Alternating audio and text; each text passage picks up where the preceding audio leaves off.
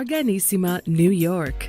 Your exotic skin, hair, and beauty source, and your one-stop shop for all your natural and organic skin and hair care, featuring authentic organic Moroccan oil and prickly pear seed oil and much more. Bringing you only the best, straight from the source and proudly produced in the USA. So what are you waiting for? Shop today at www.arganissima.com. Arganissima, New York. Your beauty is our duty. Arganissima, New York.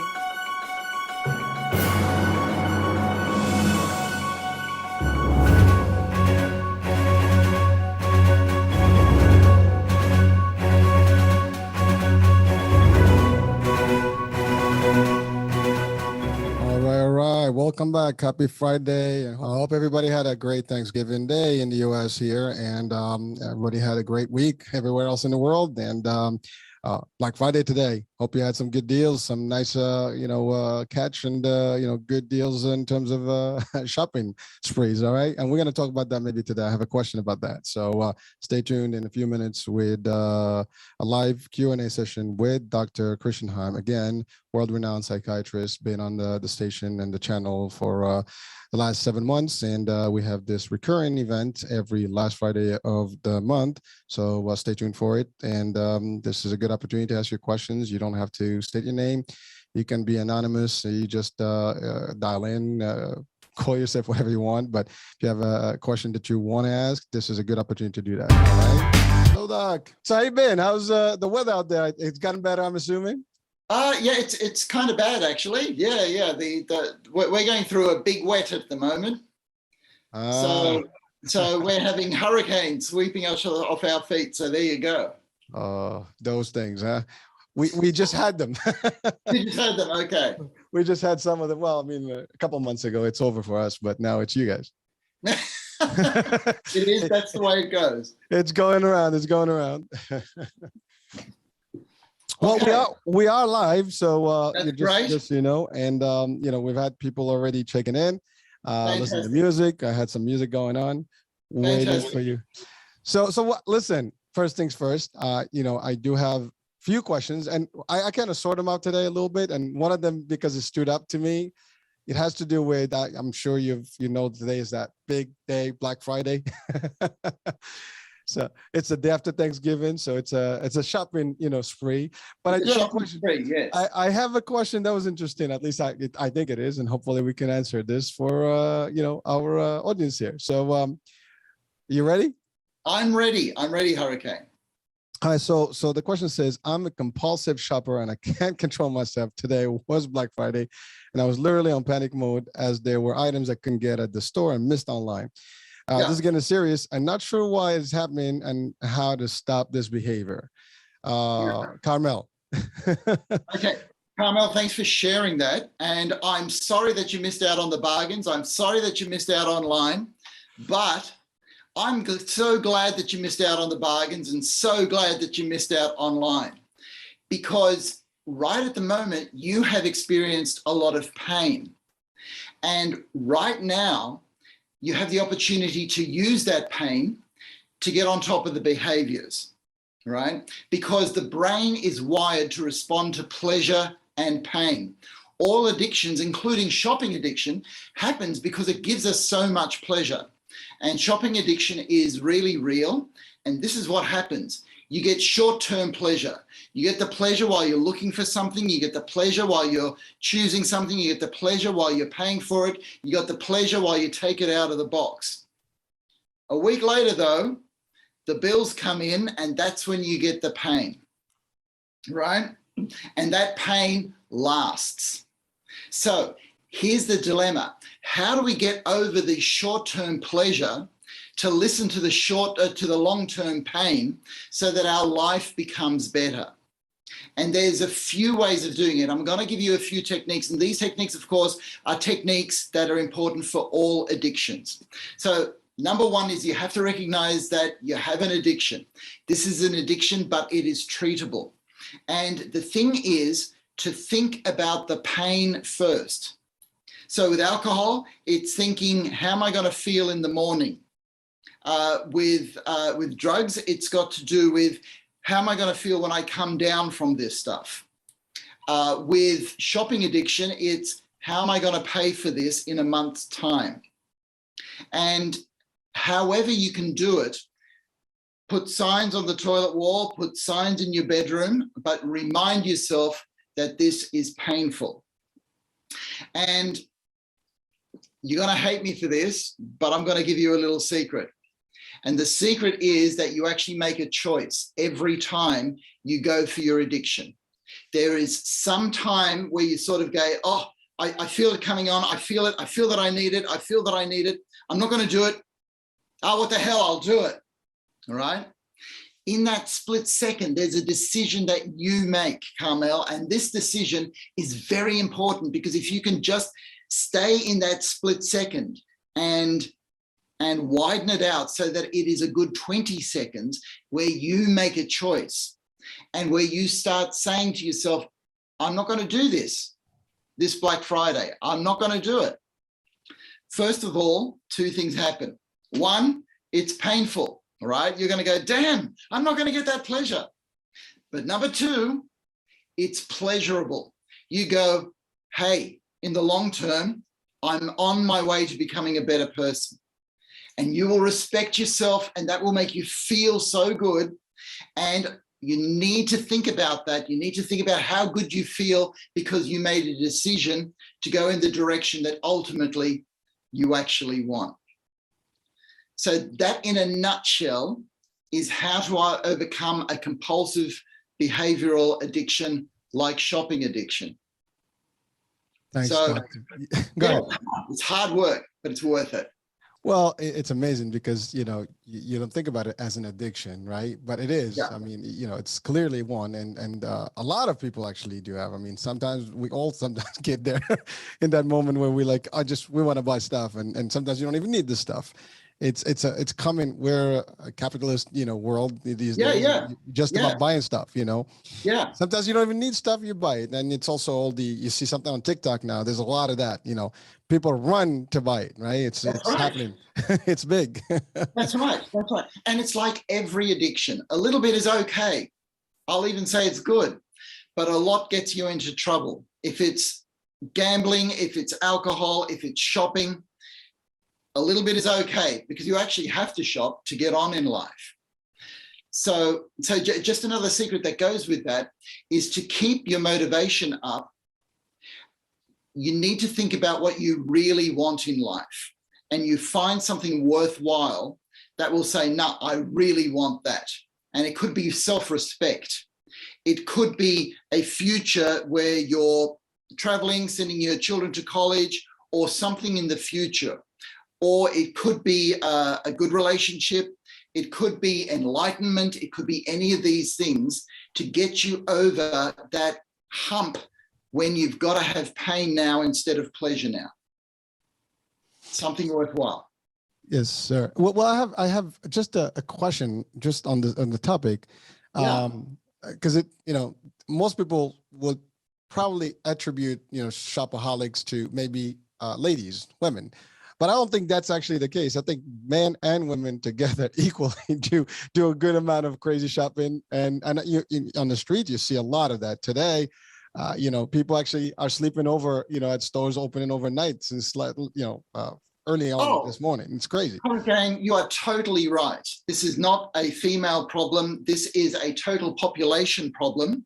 And a lot of men will sort of say, okay, I'm not going to be addicted to alcohol, or I'm not going to be addicted to pornography. But it's that compulsive feeling that needs to find an outlet somewhere. And so shopping is a much more acceptable outlet because we all do it to some degree. And so a lot of people will put their addictive energy into shopping. So I just want to encourage people out there to put your addictive energy into playing tennis, going to the gym, jogging, playing piano, learning a new instrument, learning a language, whatever that energy is. Put your addictive energy to loving the people close to you, and you've got a good outlet for your addictions. Well, I actually love that. And not only that, also, you mentioned something very important earlier about the idea of, you're going to feel better when you're not going to have problems with your finances. Pretty That's much, right. and I think imagine how much if you can save some of the money and invest it, let's say. I mean, there are people out there that say, start investing first, take that money and make money for you, and then you can spend money as opposed to the other way around. So it's an interesting, almost catch-22 here. Like it's a unique, prosperous, conversation here about, can I make money, instead of buying stuff that depreciates, or at least, you just gonna wear them once and see them a couple of times and that's it. Or sometimes you do it because you want to show off. That's right. And I'm sorry to say, yeah. No. This is true. Human nature, human nature. I know human nature. We are all human, so we all bow to human nature. So I'll give you another very practical technique for anybody who's got problems with shopping out there. And I use this technique to help somebody give up cigarettes, because cigarettes in Australia cost about $25 a packet.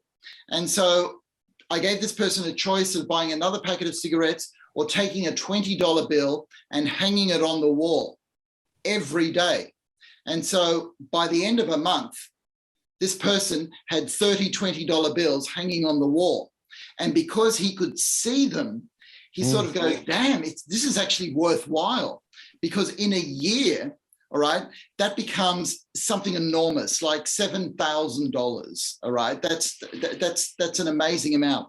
So if you're a shopaholic, right, actually get the cash that you would have spent if it's $600, $1,000, or just $200. You get the cash and you find yourself a money wall and you pin that cash up. I mean, make sure it's somewhere safe, obviously, right? Make sure it's someplace that you can lock up. But every time you have an urge to go out and spend a whole lot of money, because credit cards make it so easy, take the money that you think you would have spent, get the cash, put it up on the wall. And in a year, you'll be amazed how rich you can actually be. Well, thank you for that advice. And I think it's when you visualize it, I mean, it's amazing. Like you can see the numbers. I mean, you're talking about it, I'm seeing already that those bills piling up and add them up in my mind. So I know it's you can do a lot of stuff with $7,000 or whatever. And you're right, it adds up quickly.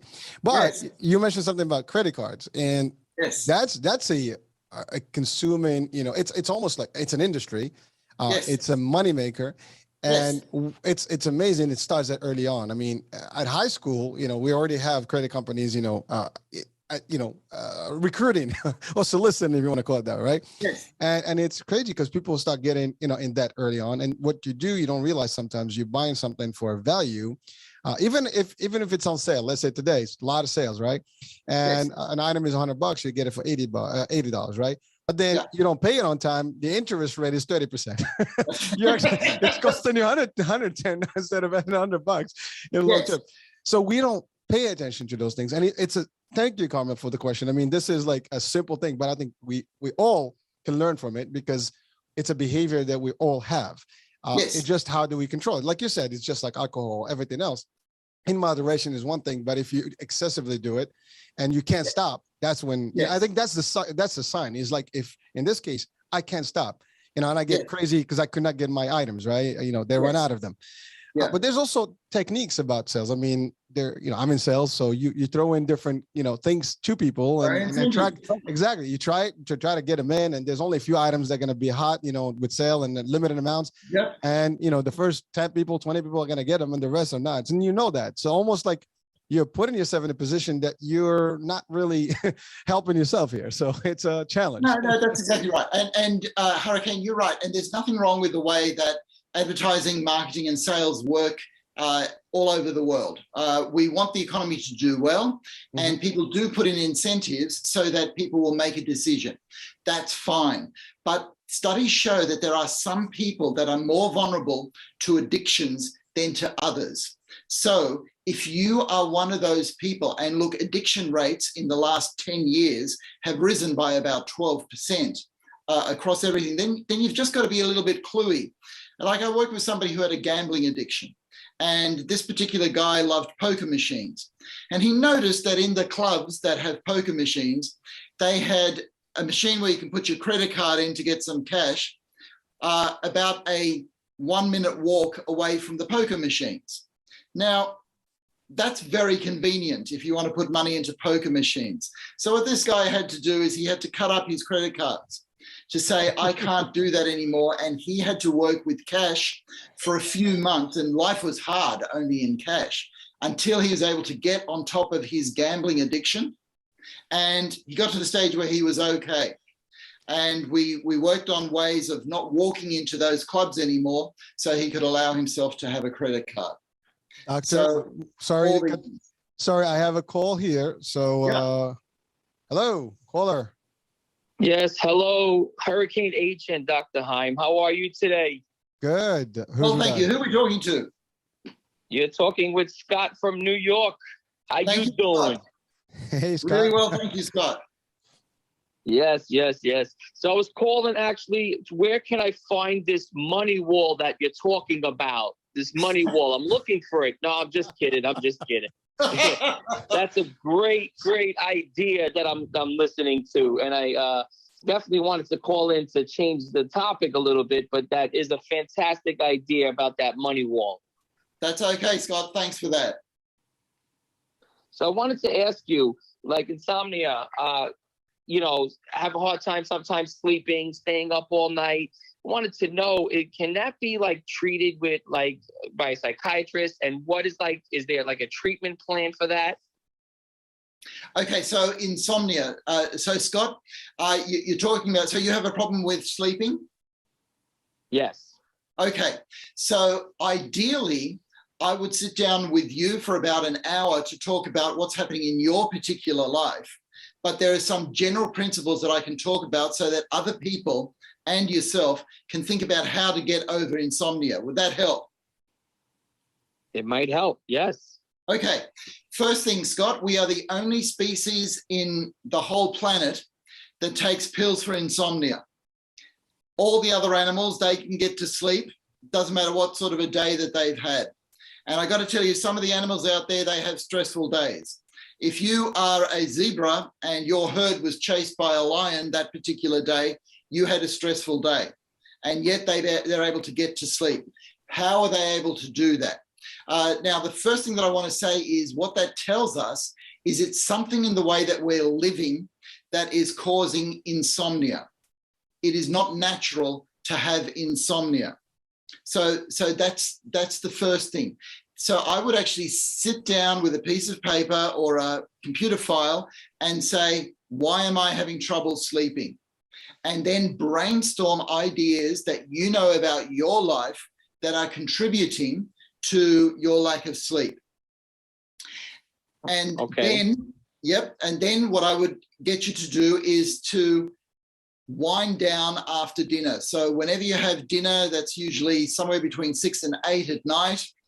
What happens is your body goes into rest and digest mode. So your whole nervous system starts to relax and to shut down. So what I encourage people to do then is don't start it up again.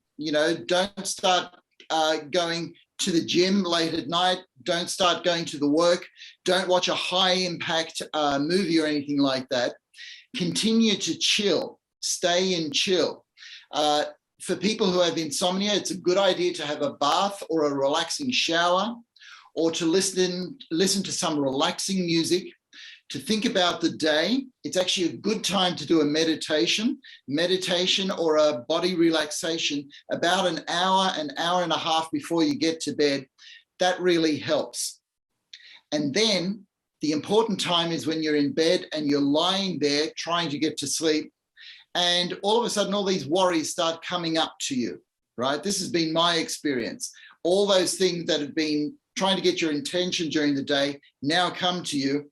And all that you do is you say, I know that you're there. You don't talk to them. You just say, I know that you're there. You might want to write them down and say, I'll deal with you tomorrow. And then one of the best methods for getting to sleep is to be grateful, just to be grateful for the day that you've had. Look at all the times that you saw a bit of beauty, look a bit of times when you shared a smile with somebody, or think about people that you spoke with, and that will start making you feel secure. And it's that feeling of safety and security that will start to get you to sleep. And then I've got to say that YouTube has a few good methods to actually get to sleep. And the best one that I have found is what you call the military method of getting to sleep. And they boast that you can get to sleep in 2 minutes, and they take you through this really short exercise where you relax your face, then you relax your chest, then you relax your legs, and then you tell your mind, go to sleep. Stop thinking, go to sleep. Stop thinking, go to sleep. Now, that's not going to happen. That's not going to work the first time that you do it. But if you practice that for 2 weeks solidly, and that's where the work is, guess what? Your mind will go, oh, it's time to sleep. So Yes.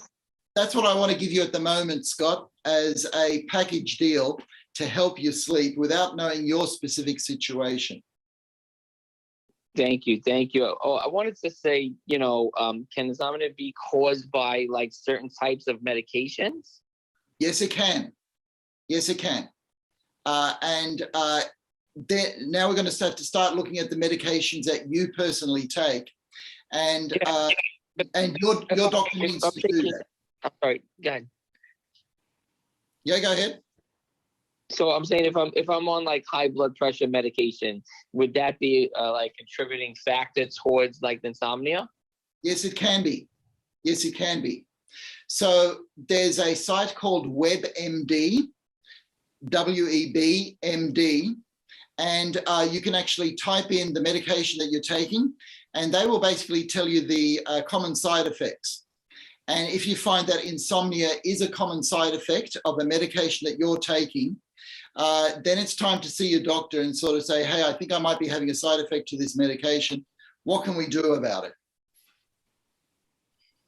Right, because then that will lead me to stay up and then do all kinds of things. And once I put the TV on because I can't sleep, now I'm watching TV for all hours of the morning, of the evening, going into the morning hours. Yes, that's right. That's right. And then your brain starts to associate the morning hours with watching TV, and you'll go to bed and your brain will say, hey, it's TV watching time. And that's an association that you've got to break. You got to say, no, brain, this is sleep time, go to sleep. But if you are on medication that has a side effect of insomnia, then look it up on WebMD and then talk to your doctor about it to see about alternatives. Okay, that's good to know. One more question, different type of topic. Holidays are here. People are having family gatherings and parties. And I just wanted to know, is there any type of technique that we can do for like families, certain people, if they not getting along in the family and yet you want to be, going to the party and just having a good time and avoid any type of conflicts. It's a touchy topic for a lot of families and people out there. Is there anything, we could do to avoid conflict during these holidays parties, family parties? Okay, Scott, thank you for your question. That's a great question because we all face that, all right? Because particularly with people that were your siblings, all right, your brothers and sisters, they've now got different values. They may have different political beliefs, different religious beliefs, whatever it is. And this all causes conflict. So, Scott, on my website, I have put together a page of clashing values, what to do when values clash, because that's a huge topic in yourself. But I'm going to give you a phrase that will encapsulate things for you. And that is, look, listen, I love the hell out of you, but I just disagree with you there. And if they bring it up again, yeah, but you got to look at this, you got to look at that, you got to look at that. You say, listen, I love the hell out of you, but I've got to disagree with you there. And you just keep using that like a broken record, Scott, so that you can see, so that the other person sees that you're not going to be drawn into this big conflict sort of thing. You're being honest because you disagree with them, but you're also being honest because you love them. Because it's actually difficult to avoid conflict, because what happens is people will not speak about things, but it's the feelings underneath that become really important. And the feelings underneath is, oh, we disagree on this. And all that you're doing with that phrase is going one step deeper. And you're going, yeah, we may disagree, but I love the hell out of you, right? And that's what actually keeps us together as human beings, because the bottom line is we are all human beings trying to get through this thing called life. And we've all got some insight, but we all make some mistakes. But hey, it's that love. And particularly with love, it's that underlying thing that we take for granted.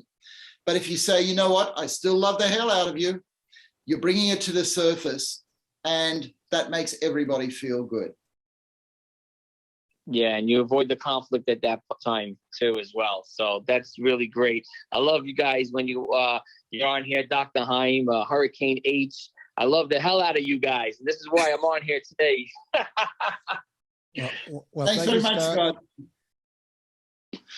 Thank you. Okay. Well, I'll be watching and listening to the rest of the show, and hopefully you'll have some more callers and people typing in their questions. And even though that money wall wasn't my question, that's a really, really great idea, and I would love to take your idea and share it with definitely my friends and family. I think that's a fantastic idea. Okay, you do that, Scott, and you go and you love the hell out of your family. All right, that's fantastic. Will do. Thank you, guys. Keep up the great work, Hurricane H. Thank you, sir. Thank you, Scott. Have a great one. Have a great day. Bye-bye. All right. So that was fun. Well, so just to kind of comment on a couple of things. The concept of holidays, you're right. It's amazing, and people are. Well, holidays or no holidays, I think as humans, we always have disagreements. And I think the expectation is that everybody's got to agree with your opinion. I think that's something that we have to be clear about. Not everybody's going to be okay with your comments and your thought process and whatever you believe in. So at the end of the day, we can agree to disagree. Yeah. And look, what you're saying is right, Hurricane. That's actually hard. All right. But if somebody's coming at you with strong opinions, you've got a choice either to confront them or to lie. Oh, yeah, I know what you're talking about. Oh yeah, right. And you're lying in yourself, all right? But the technique is to go one deeper in the layer, and if you're talking to a stranger, you got to say, hey, I just disagree with you on that, but I wish you all the best for your life, and that's actually always going to be true. It almost always is true. Well, it is. I mean, there's nothing wrong with that, right? Listen, I wish everybody a good life, enjoy your life. It's okay. And, while I give my opinion, I might have a reason behind it, whatever the case may be. Now you can see it from, again, there's, like as we say, there's thousands of ways to skin a cat, right? Yeah, that's right. We don't have, it's everybody's got their own way, your way, my way, everybody. And we all think that we're correct and we're right and we have our own perspective. So. Yeah. Okay. So let's go into the brain and talk about how this actually works, Hurricane. Sure. Because one of the most amazing feelings that we get is when we feel that we are together with other people. So when you're laughing with other people, that is one of the most wonderful feelings on earth. Actually, if you're at a funeral and you're crying with somebody, that also is an amazing feeling because you're uniting with them. Now, all of these feelings that I'm talking about, they're contagious and they're mediated by beta endorphin. So if somebody tells a good joke and everybody's laughing, there'll be somebody who doesn't get the joke, but they still feel like laughing and they won't know why, because you want to be together with people. And we love beta endorphin. We love that feeling. And this is why we hate conflict, because if things come up, let's say political, and we polarize our views, you don't get that feeling of endorphins being flowing through everybody. So that's why I use a phrase like, look, I disagree with you on this, that's just true, but I love the hell out of you. Because if I can get you, Hurricane, to feel the love and I feel the love, then the beta endorphins are flowing in us again. And that'll put a smile on our face and that'll make us feel good. There's also some oxytocin in there and some serotonin in there, but it makes our brain not only feel good, but healthy. And that's what's wonderful about people. Yeah, it's amazing. Whenever you talk about the brain chemistry stuff, I just get like a little baffled because, we never think about that. Like we just think that it's a process that's happening, but, we forget that there are reactions that are happening and triggered by certain events and things. And we can control, to your point, we can control. If we always keep the positive, we're going to get the right chemistry going and therefore we're going to be positive. Yeah. It's just amazing. I mean, you like, it's the same scenario, but because you put love in it, your brain is already psyched into the positive, and therefore there's no conflict. Okay, good. So let me go to the disaster Thanksgiving meal, all right? Where people have got different genders, different political ideas, different long-term beliefs, everything. And after the meal, everybody's just sour with each other, all right? And people are ready to go home. If somebody can say, hey guys, remember when we used to sing these songs, right? Do you remember when we went on that camp and we sang these songs? Well, why don't we just sing them right now? Okay, and people will go, oh, that's ridiculous. We're in a bad mood at the moment. But if you can actually get people singing together or clapping together or doing something that people used to do together, like a silly card game. If you've got a family card game where you say, okay, I've got the canasta cards. Are we going to get into the canasta? People will go, hey, yeah, I'm into this. Or if there was a favorite dessert that the whole family liked, said, okay, the dessert's going to save us here. I've got chocolate chip cookies and mint ice cream again. You get that beta endorphins flowing again. Hey, we're actually a family. There are things that we used to do together that we can still enjoy. And as long as it doesn't involve screens and everybody is included, it will feel amazing. And you can then have people going home feeling good rather than sour. But I know that's hard work. I know that's not easy to do, all right? But they're the techniques. But it's, listen, you're given a formula. All we have to do is apply it. I mean, we just want to share it with as many people as we can, and they can apply this. It's not hard. I mean, literally it works. I mean, it sounds like it's got to work. Again, it's designed to work. I mean, because you're not creating something that is not real. You know how it works. The brain functions in a certain way. You apply it correctly. You can manipulate it to react correctly. That's it. Well, that's right. And music is one of those things. This is one of the reasons that I love music, because it releases beta endorphin on people who are playing music together, or you just have to be there listening, right? And our community has lost singing together and dancing together. And Hurricane, it's time to bring those sort of things back, all right?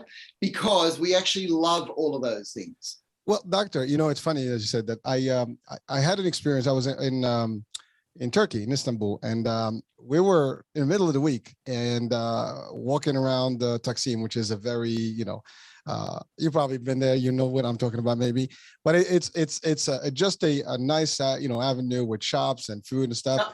Yeah. And it was like 3 o'clock in the morning, and there were people dancing, music all over the place. Yeah. They were alive. It just watching them made you happy. I mean, literally, we were excited just by watching them. We didn't participate, but it was fun. Yeah, that's right. It's amazing, and that's why, like, you put music, it cheers you up. It's a medicine on its own. I mean, it's just, we sometimes don't realize how well that is for us. And that's exactly right. And Hurricane, I'm not one to talk about turkey at Thanksgiving time, but I had that sort of experience in New York City, where Bob is. All right, New York City has its places, and I'm talking about the Village, and I'm talking about Harlem, where you will hear music. All right, at all hours of the night. All right, and why? Because we can be together as human beings and share feeling good. And some of the best times that I've had in life have to do with music, dancing, and being at certain concerts and just rocking away with people who are even strangers. It's a wonderful feeling, and we all enjoy it, Hurricane. Yeah. I don't think there's anyone that would disagree with the music concept, because it depends, whatever music type you like. At the end of the day, it's if it works for you, it works for you. So I know there's different types. I know you're talking about jazz and some other good stuff that may be in Harlem, and but New York City is very diversified. You can find any type of. Yeah. And by the way, I went to Turkey. I mean, I it's funny. It just the joke was about the Turkey business. But you're right. New York City is one of the places where you see that everywhere. I mean, Times Square. You go to train stations. It's happening. There are entertainers all over. I mean, people have buckets and a couple of sticks and making a nice little beat going, and people are around them, and it's also people bring a guitar. It's all fun stuff. So yeah, it is. Hey, it's listen. Fun stuff. Yeah, go on. No, I was gonna say. Well, you're talking about music and family and singing together. Well, this is coming up to be season, like holiday season. So there's a lot of that going on. Maybe the groups that walk around the streets, Yes, that helps. I mean, some people come up and do these cheerful things. So it's fun. Yeah, dancing, music, playing games together, that all releases a good dose of the 4 brain chemicals that I like talking a lot about. Dopamine for pleasure, oxytocin for love and trust, serotonin for not only being calm, but feeling at home, feeling secure in yourself. And the beta endorphin, what we've been talking about, is that feeling of togetherness, just being together with other human beings. And all of that means we got to put the screens down and we got to interact together and get back to that feeling. And it's a wonderful feeling, Hurricane. It is. And you know, you and I think we had this discussion before where we lost the tradition of sitting at a table, having a conversation. Everybody's on their own, you know, screen, literally on their phone. And you know, everybody's just taking a bite and then walking away. I think it's time to bring that back, and hopefully people get excited about it, listening to this and watching the show. So, hey, you know, let's see what happens here, right? Okay. There's a new piece of furniture that I want to introduce into every household. Go for it. It's called the smartphone bin, right? It sits just outside the front door, and you're allowed in as soon as you leave your smartphone in the bin. Okay. Now, this is all secure, it can be locked, but it means that for a few hours when people are together inside a house, nobody's got a smartphone, which means that they're totally available to each other. And they can argue if they want, they can hug if they want, but they're going to be there totally together. And that's what the smartphone bin is for.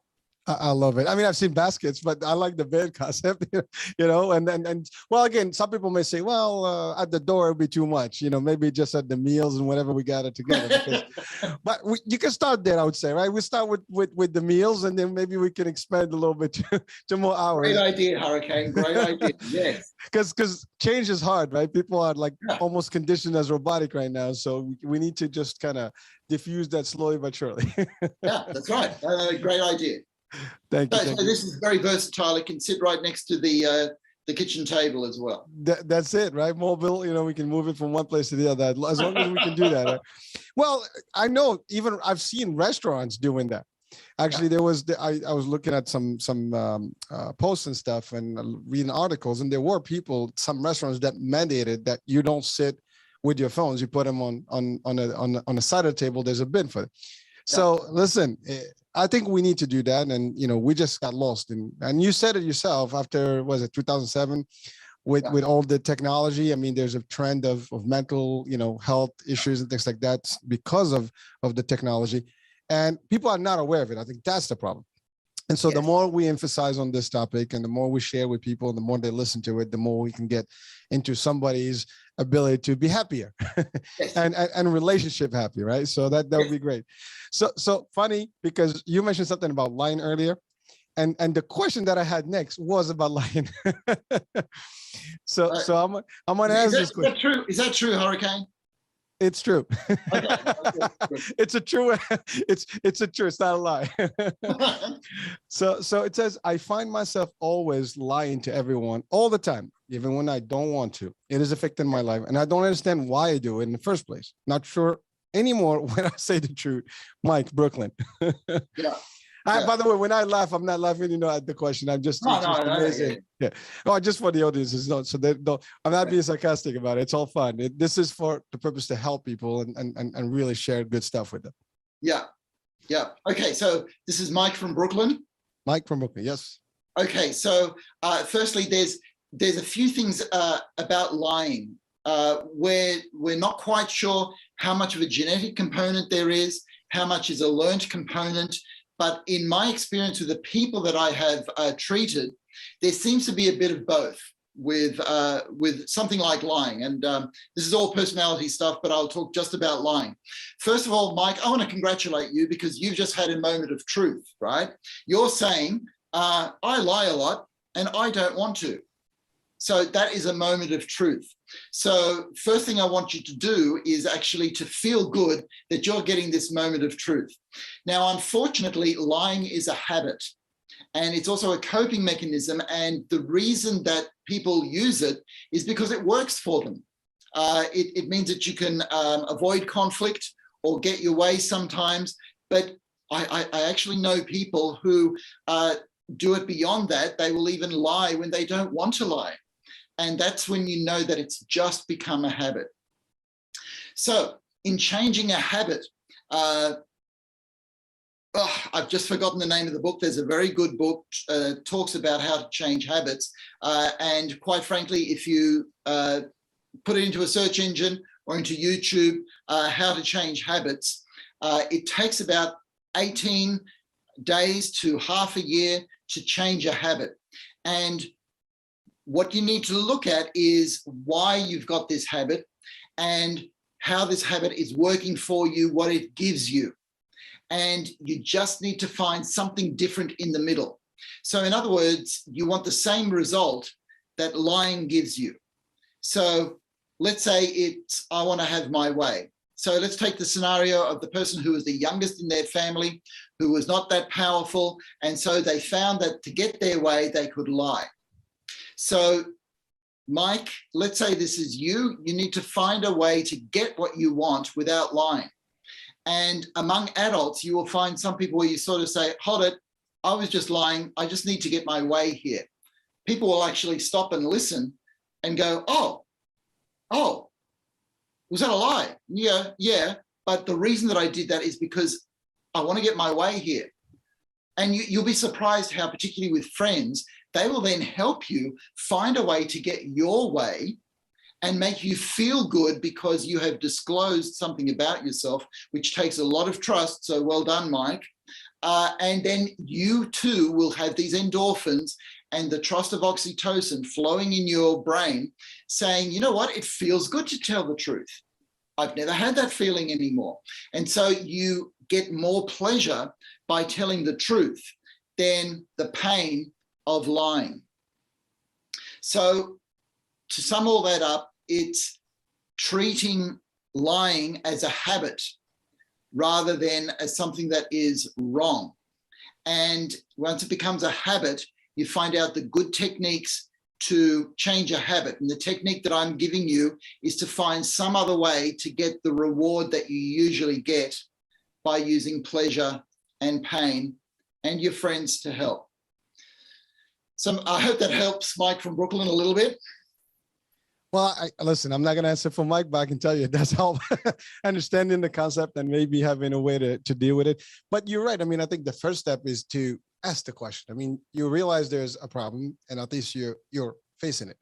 And I think that's the issue with everything, right? It starts with that. I mean, sometimes admitting that you have an issue is the hardest part. Yeah. And so again, this is the same thing we talked about shopping. We talk about other issues, you know, it's the same concept where you see there's a problem and somehow it's affecting your life. I think it's key for us to address it somehow. And this is a good platform. And again, there's many ways to do this. And but you know, at least the step to call in or at least send in the question was important. And we started there and hopefully we can help somebody's life right now. Oh yeah. And it's very difficult to ask a question like that because there's so much shame associated with lying because people judge you for lying. So, and this is why I said to Mike, you're having a time of truth here. You want to get over something. Congratulations, because you're telling a deeper truth than the rest of it. Because the truth is, Hurricane, we all lie, okay? It's just that there are some people who lie a whole lot more than other people, right? It depends on how you define a lie and where on that spectrum it is. So Mike, you're not alone, all right? And it's when we can trust each other as human beings, then the whole need for lying starts to fall away. But doctor, you know, so that is an amazing thing, right? Why is it that we by default as humans have to lie? You know, it's like it's almost something that we cannot escape. And you can. I mean, I know it's difficult, but being honest is probably the best, you know, way to live. And, you know, but I think because we are afraid to either say the truth or it's not going to give us what we need. And I think that's really what the challenge is. But it's amazing, like it's almost like a condition. It's like it's a disease that we have to have. And we certainly don't have to have it, but it's part of life. And if everybody asks the questions about themselves, I shouldn't be lying. And we all are honest with each other. And tell it as it is, or don't say it. If you don't want to say it, just don't say it. Yeah. Yeah. Okay. But let me water down lying, and let's get down to wearing social masks, which we all have. And we all need a social mask because Hurricane could, if you imagine that everybody could read each one of your thoughts, you go, hold on, I don't want everybody to read all of my thoughts, all right? Because I can't handle all of my thoughts. So I don't want you guys to try to handle my thoughts. So what we've evolved as human beings is a mask first, right? So at least we can decide what information goes out to other people. So we filter things that we think so that we can come across more friendly to each other, because that's absolutely what we want. But I've got a bit of a thinner filter, and sometimes I share too much with other people. And so people like me have to learn to just hold back a little bit more. Don't expect so much of other people, all right? Just be a bit more gentle with what other people can cope with. But other people have a very thick social mask so that you never really get to know what they're thinking or what they're feeling. And this becomes a problem because when you want to grow close to a person, you want them to drop that mask a little bit. And dropping the mask means being a bit more truthful and a bit more trusting. So it's a delicate balance.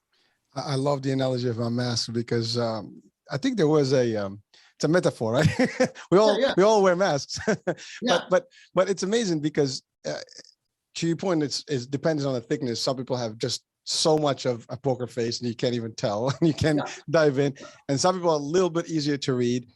It's just, it depends on, I guess, a lot of factors. Some people have been brought up in an environment that if they didn't lie, maybe they can survive, whatever the case may be.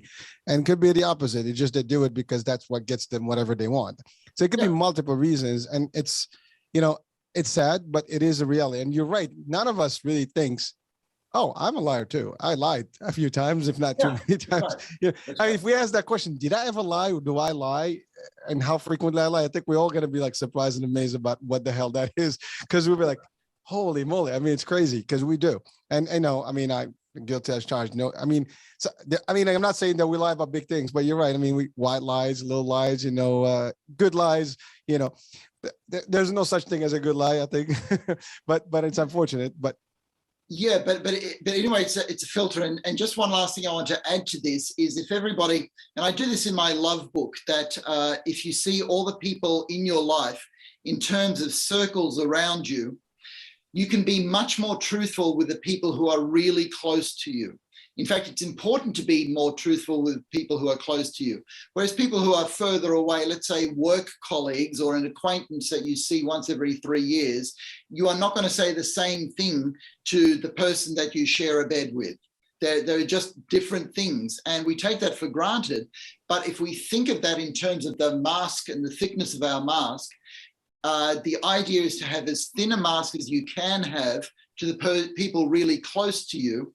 But then as you go outside the circle, when you're meeting a business associate for the first time, you need to have a mask that is a business mask that is going to get you the outcome that you want. It doesn't mean that you need to lie, but it means that you have to hold back a whole lot of things about yourself. Well, that's an important piece, because I think not sharing any, everything doesn't mean that you're lying. You just, so the lack of sharing information is not lying. You just don't tell. Like some people's like, oh, you lied, you didn't tell me. Like, I didn't tell you, I didn't lie to you.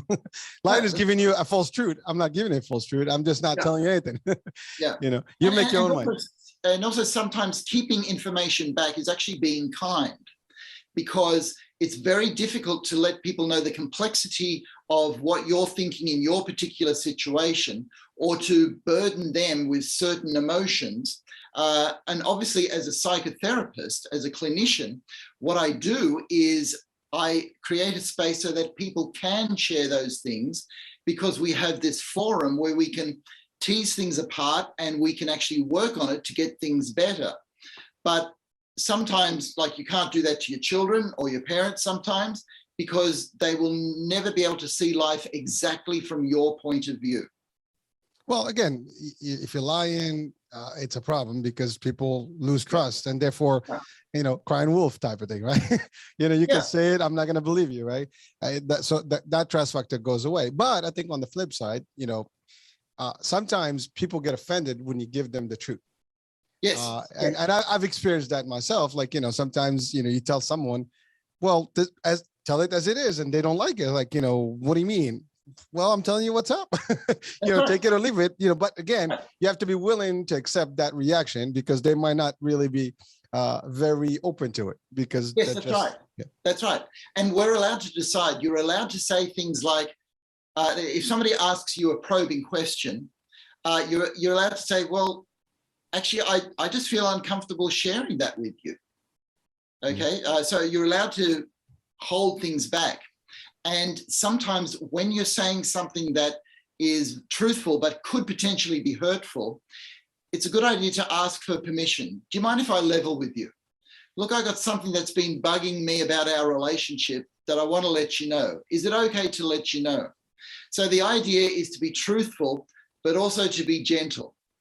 And so there are some people like Mike that may need to learn to be a bit more truthful, but there may be some people like us, Hurricane, that may need to learn to be a bit more gentle. All right. Well, you can't be blunt, right? And sometimes, you got to be diplomatic about how you do it. Maybe you can, phase it in, you can smooth it in. I mean, there's ways to do it. There's a style to it. But you're right. I mean, you can present a value that presents the solution or the truth, and oh, damn, I didn't see it that way. I mean, there's ways. I've done different things in different ways, so it works. Yeah, and you try different things to see what works for you. Well, again, what works for me is definitely going to not necessarily work for the others. But you're right. I think the truth concept is a big deal. We can have a whole discussion about just that. Because we can, because what's linked to truth is trust. And this is what's very difficult, because the way that we're living in our society at the moment means that we are trusting each other less. And it becomes more difficult to tell the truth when you can't trust somebody that's either close or not that close to you. So that's why it's good for families to get together, because the wonderful thing is you can share things that you disagree with with your family without getting shot, all right? And that's already a bonus, okay? It's because of the trust, and the trust is there because of the love. But somebody's actually got to use the word, hey. I'm glad we can have conversations like this. It shows how much trust there is in our family. Okay, that's true. And that feels good. Well, listen, I hope and I wish that, we all can use some of these principles and, apply them and, share them with our friends. I mean, Scott early, he said, I'm going to like that board, the money board. So maybe people can take, some of these. You've given a lot of tips today about different ways to handle different situations. So I think we can benefit, and everybody watching and listening today and later on, this is going to be great for them to take something home and apply it in real time. Work, it can change your life, literally, for the positive. Yeah, and that's what we're about, Hurricane. We're here to help people change their lives, and if we can be a part of that, that's wonderful. Yes, sir. Listen, I'm pretty sure people have heard something and they've applied something of it. We might not know, and it's funny because I have met people that I haven't talked in years, and they come up and they say, "Oh, I remember something you did." I'm like, "What?" And I'm to my surprise, like something I didn't think about. I forgot about it. I don't even pay mind to it now, but to them, it was a big deal. And so sometimes one little item that you cross over to other people, you don't even know what the value for it to them until, they share that with you years later. I mean, like, wow, amazing. And again, we all do that. We just don't realize how well that is when you do it for other people, and the impact that you've had on others. So yeah, that's true. That's true. We got to leverage those moments, right? And enjoy that. Most definitely. So I know it's almost coming out to the end of the show. I have a few other questions, but I guess we can defer them to the next show.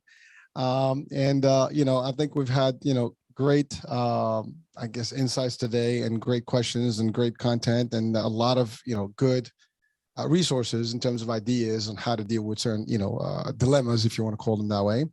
And, so any last words, Dr. Heim, for today's show? Well, just that we are coming up to the holiday season. Mm-hmm. And so we all have issues with other people that we need to think about. And we all have issues about shopping and how much we're going to spend during this season. Those things all sort of go together. But I'd encourage people just to plan how they're going to interact with people and plan how much they're going to spend shopping. Because if you can plan beforehand and have a budget, then you won't get to the pain of overspending. If you can plan out how you want to get on with people and have just a few key phrases that help, and I've mentioned a few.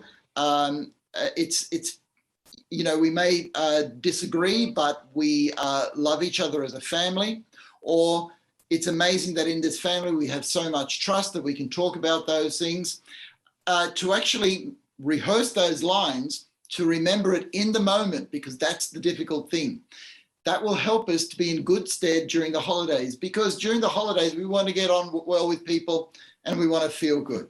And that's what I'd encourage everybody to do, get those feel good brain chemicals flowing. Well, doctor, I do love the next month because it's cheery. People are happier somehow.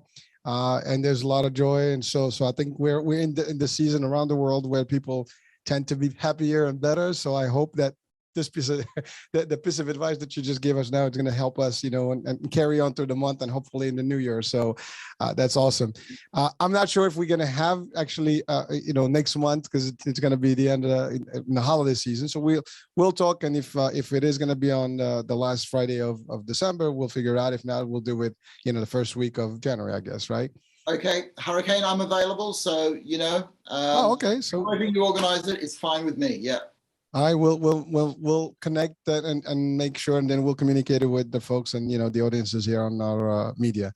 So, Doctor, as always, a pleasure. Thank you for joining us, for the time, for the valuable insights and, you know, real enlightenment that you always bring to the table. We love you, as Scott says, and you know, we look forward to the next one and hopefully we'll help people change their life for better and better. Folks, thank you for watching, for taking the time. And really, you know, just I know I see a lot of, you know, interaction here on my Facebook page. I haven't looked actually at the channel page, but, you know, it's all good. And as people can see this over and over, and, you know, please encourage other people to join the shows. They're recurring every month, and they're also available after today, you know, on YouTube and Vimeo and a few other, you know, and the channel itself. You can watch on Roku. So there's plenty of places, I think, on your side as well. So there's plenty of places to listen to this and watch it on the radio. So that being said, the holidays are here. So we'll wish everybody happy holidays in advance. And, you know, that you had a great Thanksgiving in the US. Do you guys celebrate something similar in this time or no? Thanksgiving? Not Thanksgiving, but the whole concept is becoming much more important, which I'd like to see, because Thanksgiving is just a wonderful, wonderful thing to celebrate. All right. Well, there you go. So let's make it a worldwide event, right? Let's make it a worldwide event. Let's spread the joy and the love, Hurricane. Thank you, sir. All right, folks, thank you for watching, and we'll be catching up soon. Next show, different guest. And then, of course, we'll get back with Dr. Heim next month. All right, we'll talk soon. Bye-bye.